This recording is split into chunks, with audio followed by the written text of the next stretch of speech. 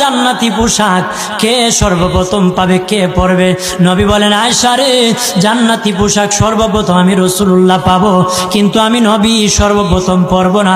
সর্বপ্রথম ইব্রাহিম খলিলুল্লাহকে জান্নাতি পোশাক পরানো হবে।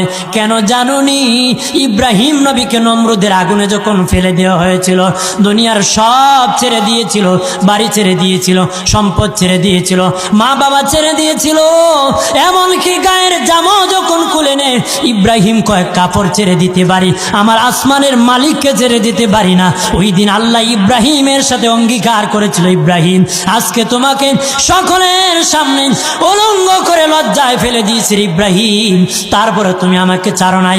আমি কিয়ামতের দিন সকলের সামনে মুসলমান, বেঈমান, কাফের, নাস্তিক যারা তোমাকে উলঙ্গ করেছিল, তাদের সামনে আমি আল্লাহ আনুষ্ঠানিকভাবে তোমাকে কাপড় পরায়া দিব।